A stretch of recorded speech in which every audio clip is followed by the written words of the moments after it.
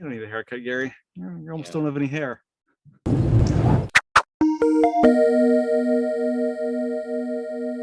One.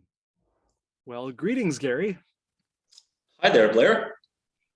Welcome to the Phat Games podcast. As always, I'm your host, Blair, and I'm joined by the other host, the Gary.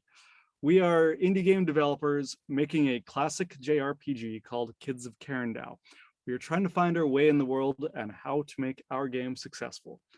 So we are back for another podcast. Are we crazy, Gary? Yeah, we're gonna talk about more porn this time. No, I think if we do that too often, people are going to start thinking we're perverts. Dude, we are perverts. Something we can aspire to with age.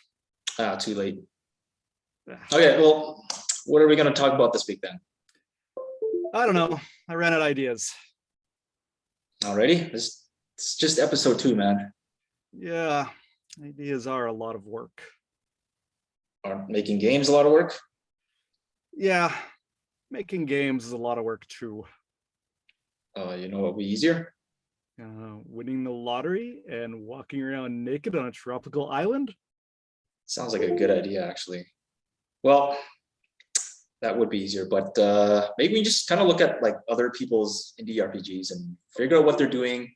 Maybe we can, get an idea about, how we can make Kids of Karendow successful, just kind of by looking at what they do. Yeah, that's actually a really great idea. We probably shouldn't be too harsh to some of these developers, though, because there's surprisingly a greater than zero chance we'll meet them in real life. I don't think we were going to be that harsh. Before we get started, if you enjoy our content and want us to make more, please hit that like and subscribe button. And also hit the bell icon so you get notified every time we post something new. Now let's get to it. We should probably talk about some JRPGs because we kind of want to figure out what made some of these games successful or perhaps not so successful. Yeah, so that's a good point. So I picked out 3, and we'll probably do this again in another episode. I'll do another 3, and maybe we'll get through these so quickly we'll just do all 6 in one episode. We'll see what happens. But the 3 I want to start with, none of these are super new. It's Ara Fell, Cosmic Star, Heroine, and Chained Echoes, which actually isn't even out yet. So that one's definitely will be brand new later this year. These are all available on Steam, and Ara Fell and Cosmic Star Heroine are available on the Switch, and Chained Echoes will be available on Steam and the Switch as well when it comes out. So our goal here is to take a look at these games. We'll overlay some footage on anyone who's watching on YouTube, and we're going to talk about them.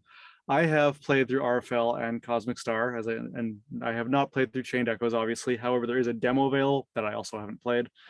But the footage I've seen of it looks really, really cool.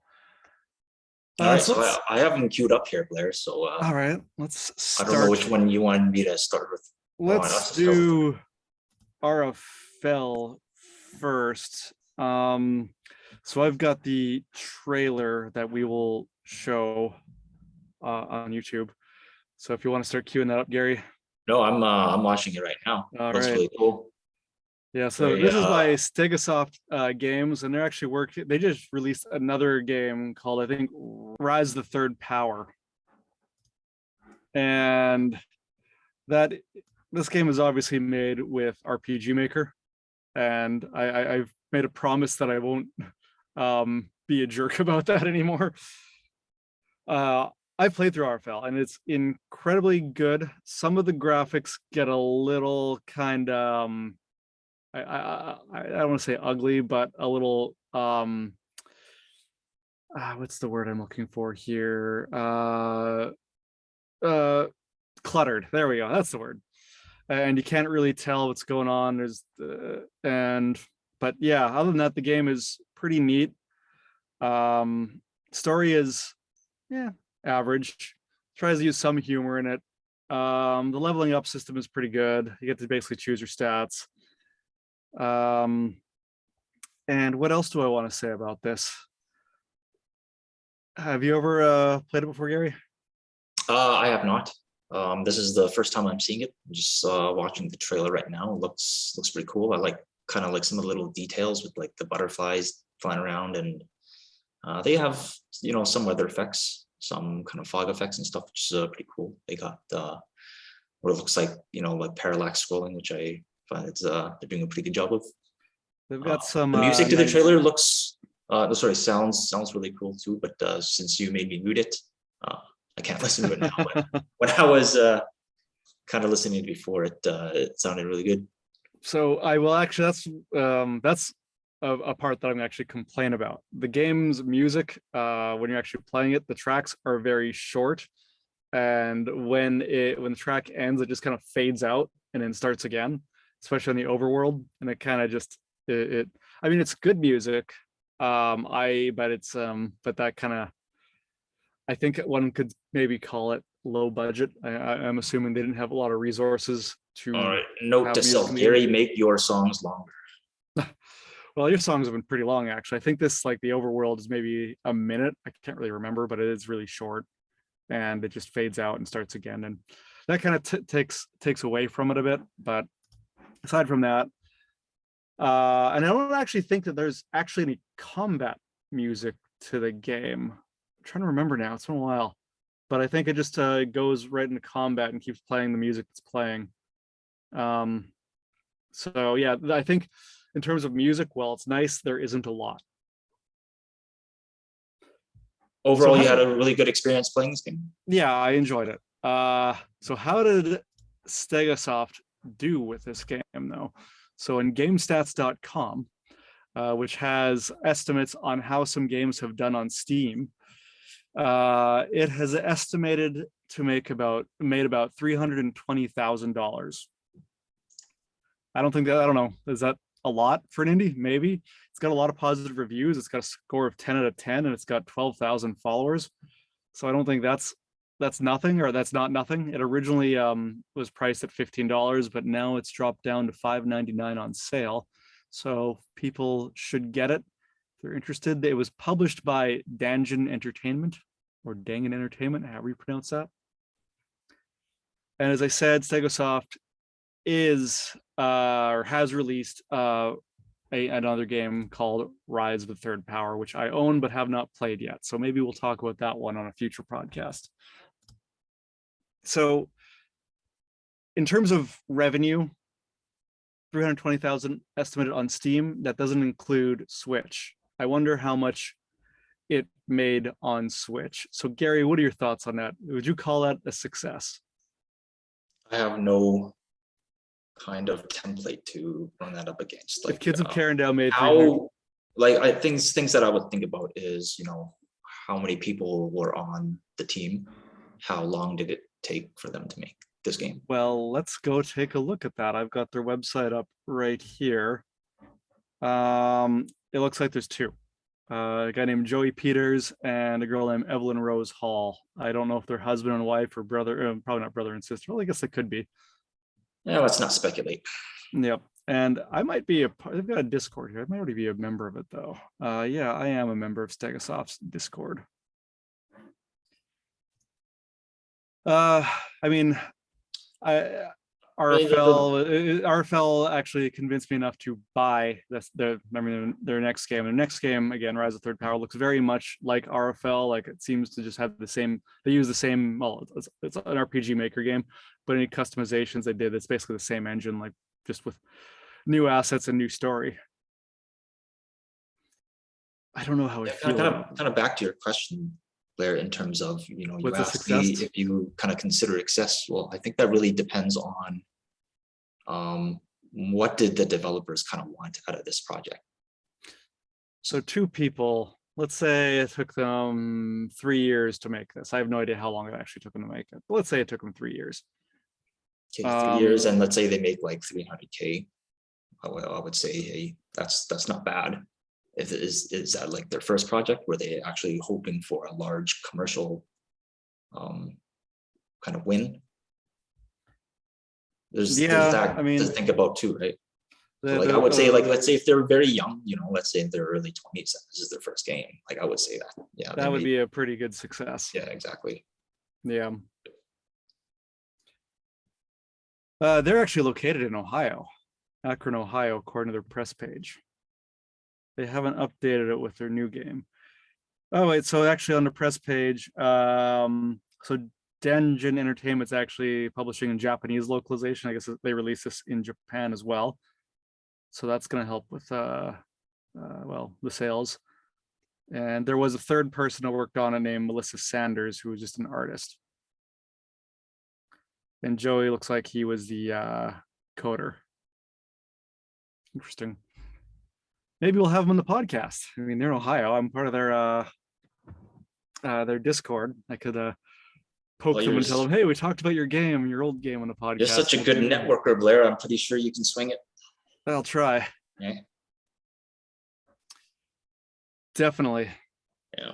So do you want to talk a little bit more about their next game, or we want to talk about Ara Fell more first? I mean, Ara Fell actually has a crafting system in it. I forgot about that. I actually remember enjoying that.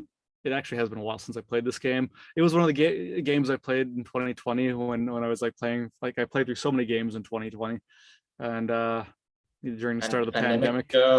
Boredom, I guess. Not boredom. I just had more time. Yeah, yeah. No social life, just all games every night. That was fun. Yeah, I would imagine. I just ended up watching a lot of TV. Yeah, let's and staying up for walls. And sorry, what? Oh, staring at walls. And staying up for walls. Yeah, I think a lot of people did that during the pandemic. Yeah, instead of talking about Rise of Third Power, let's talk about the next game.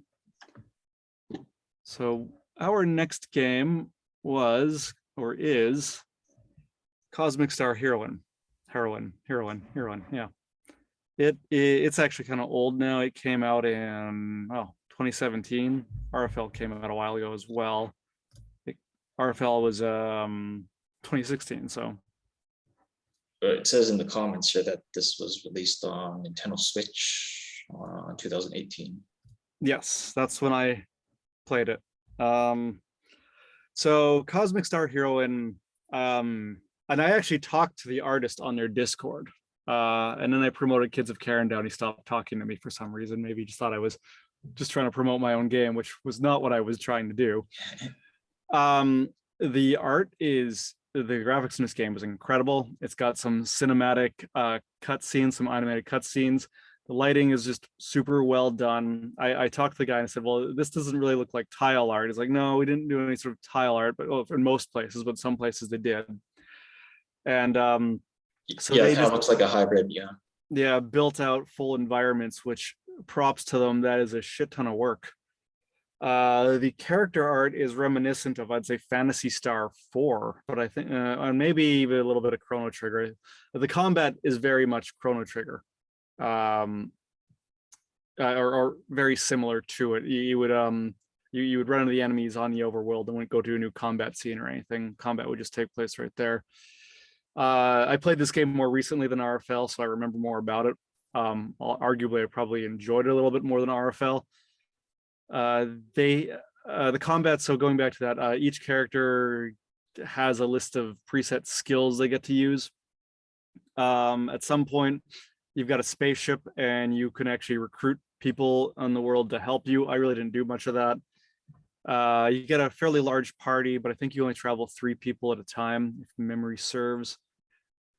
Honestly, I don't remember too much about the story, but I do remember, I feel like it was an ambitious game, but it was too short. Like some of the character arcs with the story, some of the story arcs for the characters rather, were not built out, fleshed out as much as I thought they could have been. I think it was just because too many characters in too short of a game. So as I said before, available on Switch and Steam. Steam says this game got a 9 out of 10. rating, or actually GameStats.com says it got a 9 out of 10 with 6,600 followers. An estimated revenue is 160,000. I think they took them about 2 years to make this game when I was talking to the guy, to the artist. On their website, yeah, they are also just two people as well, Robert Boyd and Bill Sternberg. Hope I pronounced that correct. And there's Boyd Games. So maybe Robert is the founder, because I don't know where the Z and the E comes from. These guys have actually made a lot of games. They have made Cthulhu Saves Christmas, Cosmic Star Heroine, Cthulhu Saves the World, Breath of Death 7, The Beginning, Penny Arcade's On the Rain, Slick Precipice of Darkness 3 and 4. And they are working on another one right now. I'm also a member of their Discord. And I cannot remember the name of their current game, but I can go look on Discord for it. What do you think, Gary? My first impression of this game, it looks really good, especially some of the environment artwork. You know, very, very detailed. Another thing that kind of sticks out is like the little animations that everybody does. Yeah, very, very detailed. A lot of different animations. Game looks very smooth. Yeah, it looks like a good game. Really good. So their current project is This Way Madness Lies. Now these guys, where are they located? I wonder if they're in the US. Wow, they've been making games forever. Cthulhu, however the heck you pronounce that. Actually, no, sorry, the first game was Breath of Death, released in 2010. So they've been at this for 12 years. And the Switch port was August 14th of 2018. That's my anniversary. Well, 3 years later would be. I'm sorry, the anniversary of what? Of my marriage. Oh, okay. Yeah, maybe we'll have these guys on the podcast too, and we can talk about their new in development game. Yeah, that'll be fun. So now, did Cosmic Star Heroine do a Kickstarter? I did not look that up. Did you look that up for Stega? Yeah, I did not see a Kickstarter for Ara Fell. Yes, Cosmic Star Heroine did do a Kickstarter. So their Kickstarter, I wonder if you can still find it. Oh, they had Cosmic Star Heroine Kickstarter goes live. I know it's on IGN. Good for them getting coverage there. Maybe let's go to Kickstarter's website and look for it there. See if we can see the original campaign and see how they did. Cosmic Star Heroine. Here we go. So this game brought in 132,000 on Kickstarter with 6,414 backers. Wow. That's impressive. And that was just for the PC, Mac, PS4, and Vita release. So that was before Switch. So for anyone listening, Kids of Karendow is self-funded. We haven't done a Kickstarter. We have a Patreon, which if anyone wants to support our YouTubing and our podcasting and our game development, please consider becoming a patron. We would definitely love that. But back to Cosmic Star Heroine. Shit, that's a lot of money. Like, I don't know many Kickstarter projects that make that much now. Sorry, can you repeat the number? It was like $132,689. Wow. And the game itself made 132,000 estimated. Is that what I said? 160,000, sorry, estimated.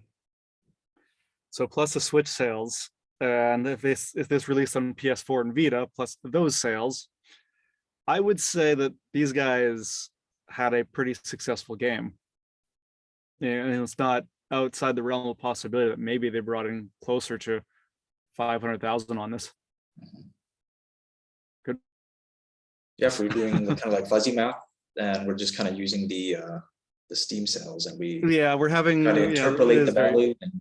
This game could have completely tanked on Switch and PS4 for all we know, but I would hope it didn't.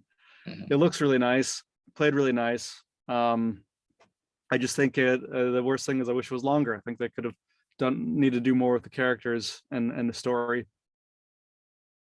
but then they would have probably needed more money because the environment artwork just probably took them forever to do all this because it just looks so good. Any last comments on this one, Gary? No. It does look like a very impressive game. So the next one, last one probably, Chained Echoes. So this one's not out, as I said. And I have some or some footage here from the demo that I sent you, Gary. And this footage looks really good. Yeah, I would say this probably looks the most polished out of the ones that we've seen so far. Yes, and it's not even done yet. So from what I know about this game, so I believe it's out of Germany. It's a single developer. Once again, I am part of their Discord as well. So Chained Echoes, let's see, let's look at the latest update. This game also did a Kickstarter. And apparently the alpha is available for all the backers.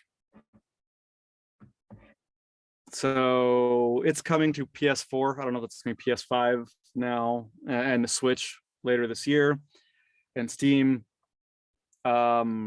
This game, combat similar to, I guess, Chrono Trigger. The encounters occur on the overworld, and the combat system itself, I don't know. It looks pretty, I don't know, decent. How do I describe it?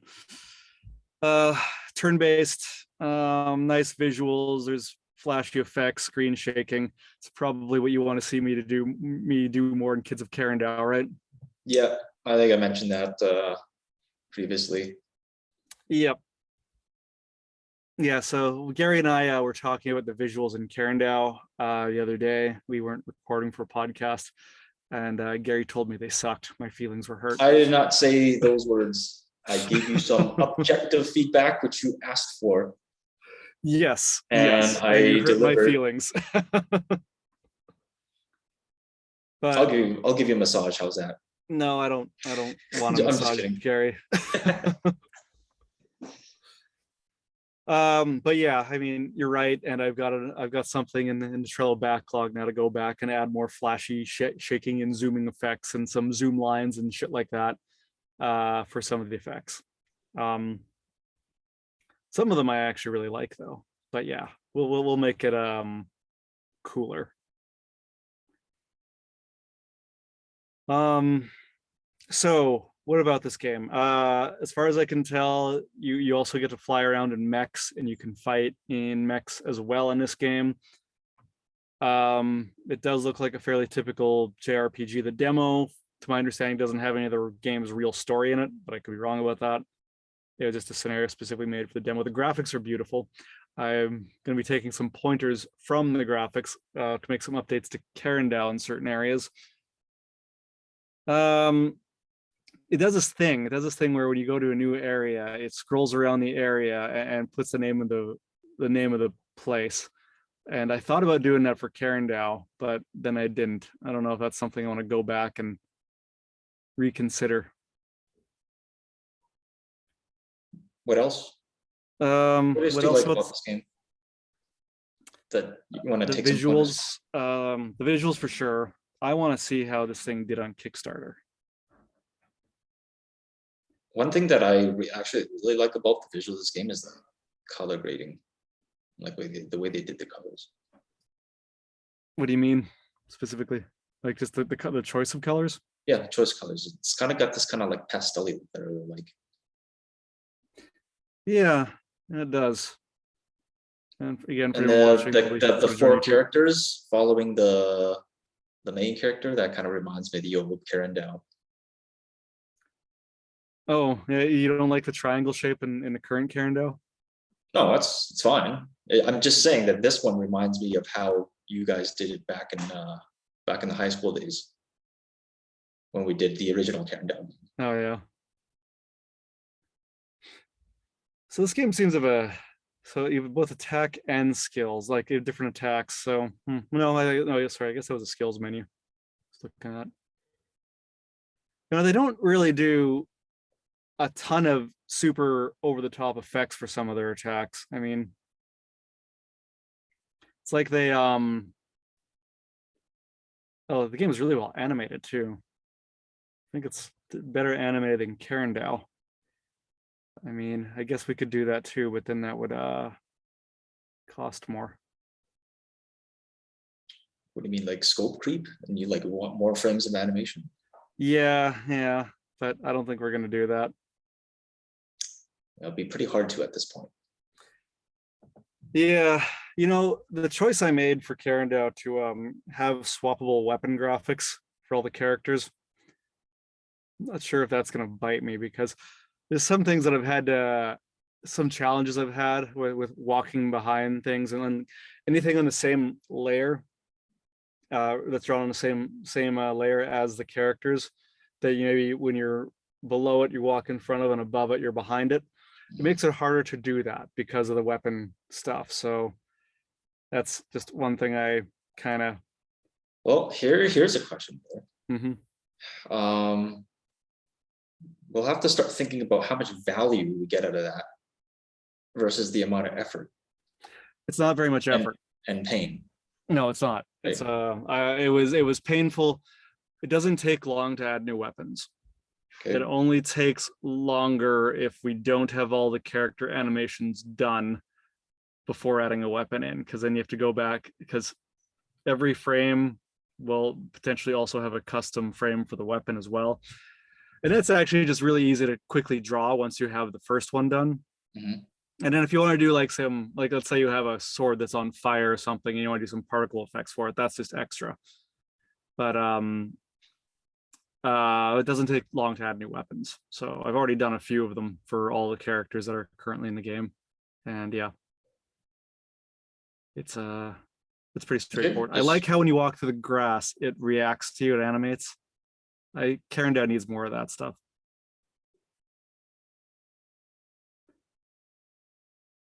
Yeah, because when I look at some of the environments, actually, yeah, even though it's subtle, even a little bit of animation, the environments in this game really look alive. That's what I like. Yeah, and they look very vibrant too. Yeah, which I like. It's like it looks vibrant without being like an overly bright game, if that makes sense. Like, you know how you there's some kind of visuals you look at and it just looks very bright and kind of like very like a high intense color type of game. This one seems kind of like toned down, but it's still looks very nice. Yeah, vibrancy to it without being a very bright game, which I really like. Yeah, and all the visual effects are subtle but nice. Like this person's obviously a very good artist. Actually, let me see if we can find out if there is more than one person working on this game. Let's go to the website. All right, where's their press kit? Here we go. Okay, so Matthias Linda, which seems to be the director and artist. Eddie Marianocro is the composer, and I don't know what this game's music sounds like. So does the director mean he wrote code too? That, I mean, maybe, but yeah, he's out. Like, people who are artists who make RPGs tend to do a really hell of a good job on them, and me not being an artist, kind of, I think Karendow is perhaps maybe a little hurt by that. But I don't know, something we we'll just have to live with. Although Sondalo is doing a great job. Like, the new backgrounds that he's done, amazing. I agree. The last few ones that you sent me like especially with the overworld one. That one looks really nice. It's actually my wallpaper now. Oh wow. And yeah, the with the new with the finalized combat menu in there now, I really think that we finally got it right. I think our game's graphics are getting better with each Yeah, passing they day. get better every passing year, right? Yeah. Like if you kind of compare what we had shown at Megfest versus what we had a year before that, it was almost night and day, right?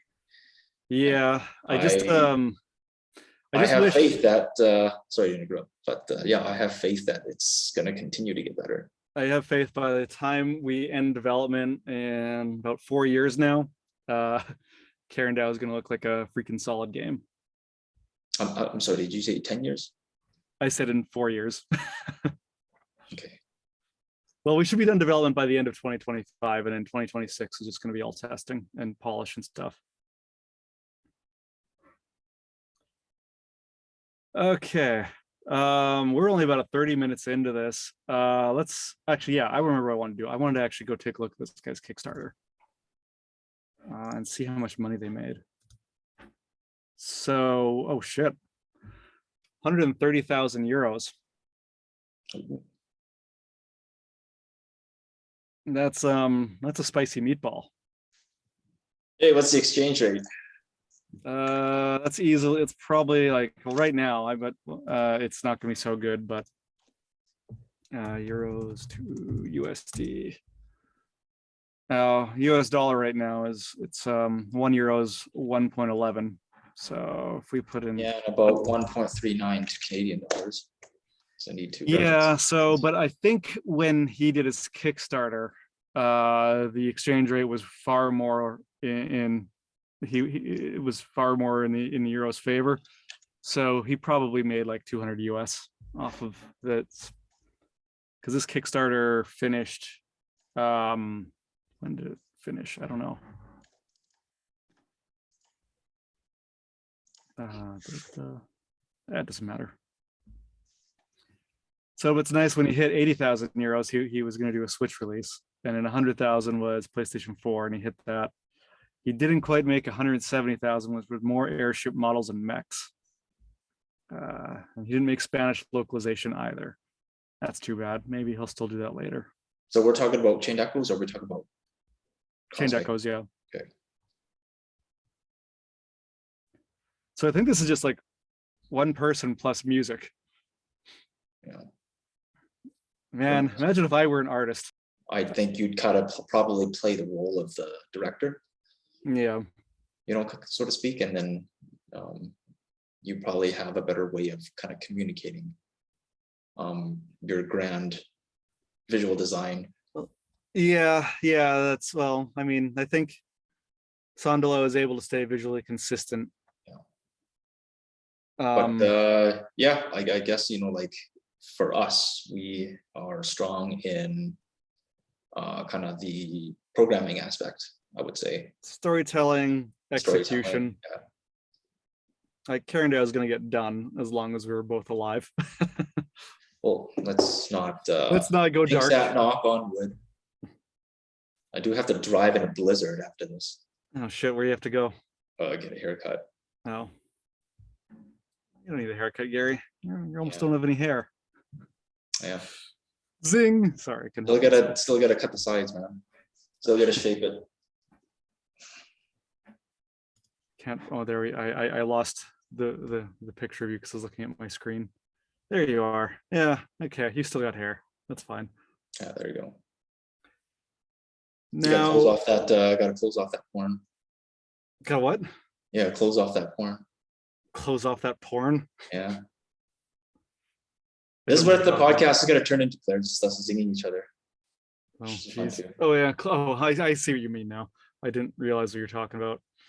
Yeah, I had to close off my porn tabs, right? Yeah. Do we want to do an update on Karendow? Yeah. I mean, our podcast is kind of supposed to be about our journey and kind of making this game, right? So, yeah. Right. Okay. So we didn't really do this last podcast. We were too busy talking about porn. That's not a Which, by bad the thing. way, again, Kids of Karendow is not a porn game. I was editing the podcast, the first episode, or I was getting the YouTube descriptions ready for it, and I put right in the description, Kids of Karendow is not a porn game, just in case people get confused. Yeah.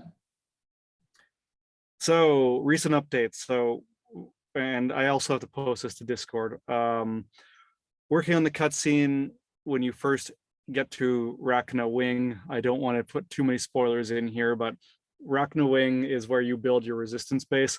So in Kids of Karendow, you get to go recruit, you get to go around the overworld, recruit resistance members to help you. Similar to what you can do in Cosmic Star Heroine, but there's definitely rewards for recruiting people, and some of them are going to have you do, they're going to like do like side quests kind of thing to recruit some of them. Some of them might just join you outright. We might use the Pooper social media system to recruit some as well. So what you can do is like you need to, like, you can also upgrade your resistance base, because your resistance base is also, I'm going to call it an airship, but it's really just more of a weapons platform that flies. Because there's a mini game in Kids of Karendow where you fly this thing around and blow shit up. So if you do some upgrades to it, you know, better weapons, better shields, so you can add fusion reactors to it. But you need to recruit the engineer to do that, and the mechanic. And then you can also build inside of it a simulator room, which is basically like a holodeck. And with that, then you can go actually get programs for it and do missions. And it's two of these are going to be like extra dungeons, and then one of them is going to be another level for the shoot 'em up mini game that you can do with this base. And if you complete these successfully, you get other stuff. I haven't decided what you get yet. Maybe like more skills for the characters or something like that. So all of this is things you'll want to do as someone playing the game, but we're not done all that yet. That will be finished later this year, though. It's in the backlog for this year. That So, sounds fun. The idea of going around blowing shit up. yeah, it's gonna be a mini game. Because you know you can go really. Well, it's not gonna be super deep. It's gonna be top down shooter. It is a mini game, so it's not gonna be super deep. So, but it'll be fun. We'll make sure it's fun and snappy, just like the combat in Kids of Karendow. Polished up some stuff in combat, as I mentioned earlier, about like the menu placement. Finally got that looking the way I want it to look. And it actually, when I play combat now, everything just feels so good and so tight now. Yeah, I think it's because we went kind of the direction of kind of doing a little bit more of a traditional turn-based style RPG menu, right?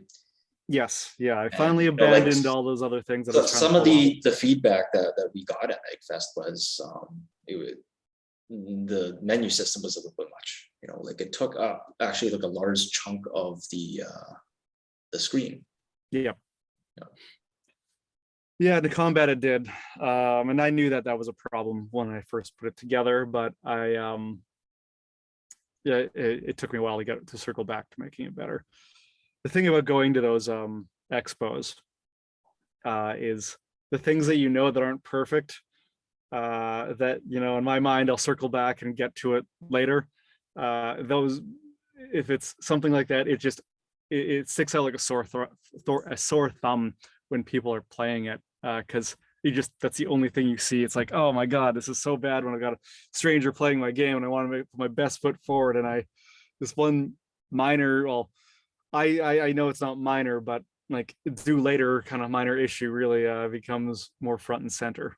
Yeah, and it kind of sucks because then their attention is drawn away from other things that you may have wanted some feedback on, but they're so kind of solely focused on the thing that grabs the most attention. Yeah, but anyway, I got that taken care of, and that yeah, it's this thing that looks really great now. I will overlay a screenshot. We've actually already posted this to Discord and social media, but I'll overlay it as well in the podcast here. Oh yeah, I'm also working on the Rachna Wing music right now. Sweet. I still have to put the graveyard music in the game. I'm gonna hopefully do that today. There's also probably a mysterious .wav file for you on Git Oh, what's that supposed to be? with a loot point. Oh, So what's that just supposed to be? yeah, throw that in the game. This Whenever is- I'm probably just going to leave that for a bit. Okay, I'll go Work on recommending check stuff. that out. Now I'm excited. Get new music to listen to. Not if not, I'll probably just do another. I'll do another push to the repo. The repository. Yeah, the depository. The depository. You're gonna put deposit in depository Yeah. in GitHub. Should we talk about our virtual backgrounds we're using? Did we talk about that last time? Can't remember. Maybe very briefly. Oh man, we can always talk about it again. Yep. So I have Elmo in mind. Let's see if I can get his name there. And Elmo is the main character in Kids of Karendow, and Telly, who Gary has, is his best friend. Oh, I'm not. Where's the name here? Oh, There yeah. you go. Now you got the name.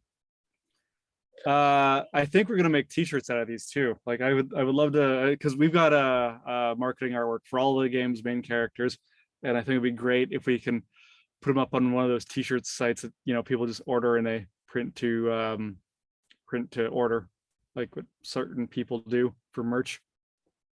Yeah, I think I might get some mugs made for myself. So that when I invite guests over to my place, I have a sleazy way of marketing my game. It is, But without being too I don't know, blasphemous about it. we could use that at as a kind of a marketing or sorry, a way to get people to like join Discord or something. Like if you join your Discord server, you get a free T-shirt, although that's kind of expensive. It's, Oh no, that we just give them like something where it's like, yo, go to the Staples and pick it up. That would be funny. That would be. Yeah. They'd probably pissed off at us and leave the Discord server right after. Yeah, take a bus halfway across the city, go to the Staples. Or Wait, maybe, you guys have Staples down there, right? Yeah. Okay. Or maybe what we do, because we have to keep them on the Discord server, so that it'd be nice if they would, like, our Discord server still sucks. You need to go on there more and like tell some jokes or something. Oh man, I would get fired or canceled or something. Whatever, who cares? Yeah. Yeah. When it's not you, right? Yeah, I mean, I talked to him about massaging you earlier. He's pretty inappropriate. Yeah. Hey, it's a massage. You didn't specify anything. Yeah, that's true. Dirty about it. Well, we have now. Goddamn. I wonder if there's any other game devs out there who do a podcast to talk about their game. I know there's like a bunch of people who do like tutorial stuff on like how to do pixel art and stuff. Yeah, I'm sure there's lots. I'm sure there's even like almost like AAA games that do that. Well, if they're indie, I guess. I can't imagine like let's say like a big company doing it, but I'm sure there's lots of indie game developers that probably have successful games out there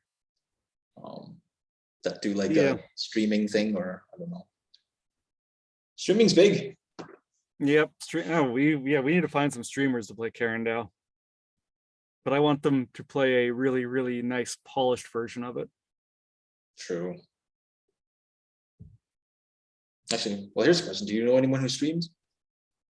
Not seriously. Not anyone that actually has a follower base. I'm sure people at Gumbo here know some streamers. I should ask them. I know of a couple, but like they're usually just streaming themselves, like playing Valorant. They're just usually streaming themselves, playing what? Valorant. It's a first-person tactical shooter. Interesting. What is that new game that everyone's playing now that I haven't played yet? Wordle? No, I am playing Wordle. Oh my god. Are you playing Wordle? Oh, I'm not. I don't know. The thing that pisses me off is like every day on group chats, there just seems to be a bunch of pictures of these like colored squares. Oh, these color. So, yeah. I'm guilty of that. I've got a group chat with my current boss and my old boss, and me and my old boss. My current boss doesn't play, but me and my old boss exchange them. Anyways, what were we getting at before that? Oh yeah, sorry. We got off topic. I was that other new game that's really popular that recently came out. I'm not helping, am I? I don't even know what's on it. Elden Ring. Yeah, that's the one. You read my Yeah. mind. Well, yeah, because that's the game that's kind of a big deal right now. All the kids are playing. It was a game that was made by, I think, the same company as Dark Souls, but also has George L.L. Martin kind of do the story. Oh, so he's still not finishing up Game of Thrones. He's now doing stories for video games. Yes, maybe. Hmm. I don't really know the kind of backstory behind that, but yeah, he was involved. So yeah, supposedly the game's pretty fun, but also really hard. So did you notice that the Kids of Karendow text on the poster that Sandalo and team put together is different than what was on the title screen in the game? Not until you pointed it out when we were at MegFest. Yep. So I've gone back and that's all updated now. So now so the game updated the tips. Well, the game now matches the poster. Okay. In placement of the letters, and because the old one also had Karendow offset more. It was more to the center. I see. Okay, I didn't really notice that until you pointed it out just now. I thought it was just the tips. Why don't you explain to the audience what we mean by that? So yeah, so if anyone who's just listening, they're the K's in Kids and Karendow had these sort of squiggly ends at the top of the K's, and there was a feather at the end of two of the tips that was supposed to be like the feather that Elmo wears in his hair. And I asked Sandalo or whoever the artist he had who recreated this, because I didn't have a high resolution version of that I could share with him. So he had to recreate it, and he did not recreate it exactly. There was the text was not placed in the same way, and the feathers were not put in the text. So I kind of was like, okay, now that works. We'll get rid of the feathers. So that's now why there's no feathers in the K's. Great story, right? Yeah, that is an absolutely wonderful story. Never heard anything so edge of your seat in my life. Oh yeah, I'm a great storyteller, Gary. Yeah, there you go. All right. Now, do you want to call it for this podcast? Do you have anything else you want to talk about? Nothing that just kind of jolts into my mind. Unless you just want to kind of continue zinging each other, we can do that. That's always fun. No, you want to talk about yeah, like my favorite kind of like graphic these like promo posters is Sella, so I will probably get a Sella shirt done. Yeah, I'm gonna actually make more of these Zoom backgrounds, so we eventually have all the characters that we'll scroll through. Oh yeah, that's a good idea. People who watch the YouTube can see it. I've done the telly background twice, and I'm already getting bored of it, Blair. Yeah. Next week, what you want? Steam Puff? Sella. Sella. Okay, I'll do Sella. Sella is definitely pretty damn cool. He may be my favorite character. Sella was not in the original Kids of Karendow. He's a new character. Actually, there's a few new characters in this version. I think well yeah, and Gyro appears as well, but instead of being super nerdy, he's kind of goth and weird like that. You know what he's starting to remind me of? There used to be this show on YTV called Superhuman Samurai. And then like the main villain of that show was this kind of like nerdy gothy guy. All right. That's who you just remind me of when you were saying that. That is very specific and probably from the 80s or 90s. And YTV it's definitely from network the 90s. in Canada. Yeah. It's a campy kid show. Probably. But you must have seen it on TV after school. Maybe I did. I just can't remember. Yeah. Well, hey, maybe Sandalo watched that too. Maybe there was a Spanish version of it. I doubt it. Yeah, I doubt it. I mean, like, if it's kind of like semi-low budget in Canada, I can't imagine it like kind of making its way outside of these borders. Yeah, that's true. All right, G, let's call it for this podcast. All right, let's call it. All right. Thanks for listening, everyone. Don't forget to like and subscribe.